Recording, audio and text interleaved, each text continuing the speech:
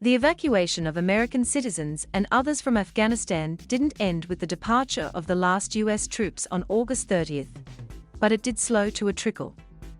The U.S. airlifted 124,000 people from Kabul, the capital, over about 6 weeks, as the American-backed Afghan military and government fell to the Taliban. Since then, several thousand people have managed to get out, mostly on flights arranged by the State Department or private groups and individuals. That includes some high-profile efforts, such as November 18th flight chartered by reality TV star Kim Kardashian West for members of Afghanistan's women's youth development soccer team and their families. Most of the departures, however, have been carried out quietly for remaining American citizens, U.S. residents, or people with the special immigrant visa for those who worked as military interpreters or otherwise aided the 20-year, Washington-led war effort. But people involved in these efforts are calling on the United States and other nations to do more to help people escape Taliban rule. A look at the current situation as the Afghan government and military fell to the Taliban in August. The U.S. hastily sought to evacuate as many people as possible through the main airport in Kabul. It was a chaotic scene because the collapse happened more quickly than the U.S. government anticipated. The evacuation, mostly on military cargo jets, prioritized American citizens, U.S. permanent residents, special visa holders or those whose work would likely make them eligible, along with their families. The flights also carried people who were considered particularly vulnerable to Taliban retribution or their harsh rule, including journalists and human rights advocates. The 124,000 people evacuated in the initial phases included about 6,000 American citizens. Some Afghans from these flights have been temporarily moved to at least 8 countries that agreed to take people who may ultimately reach the U.S. as refugees or will be resettled elsewhere. The U.S. has so far admitted 73,000 Afghans from this initial phase.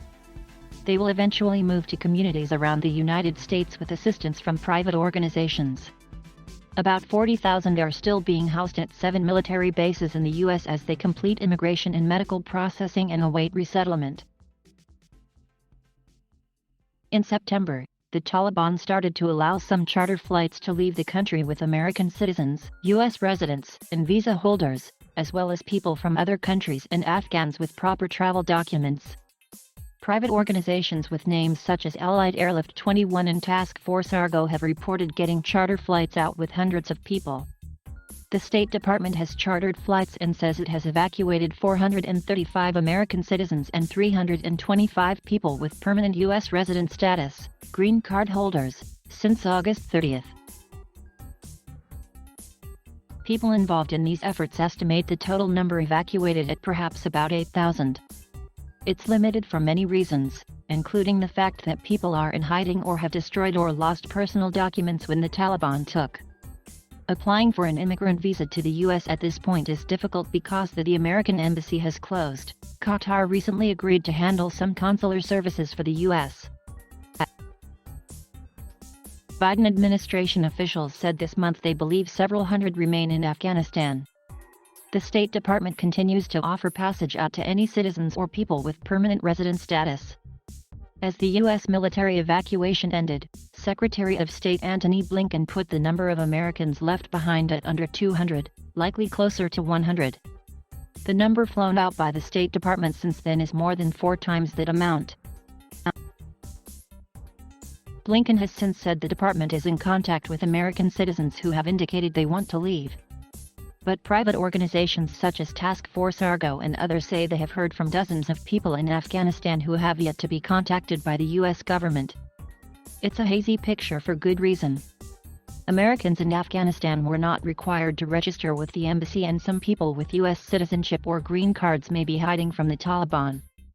Blinken also has said some people do not want to leave because they do not want to leave behind family members.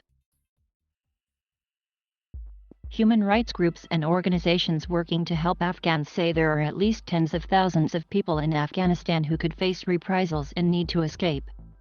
That includes people who worked for the US-backed government or military, but also members of ethnic minorities or people who are LGBTQ. Some have fled on their own to other countries and may be able to apply to get to the US elsewhere as refugees. Afghan-evac is a coalition of more than 100 organizations working to help people get out of Afghanistan country. Many of those groups were started by military veterans. Representatives from Afghan-evac recently met with Blinken as part of a campaign to persuade the US to step up the evacuation effort.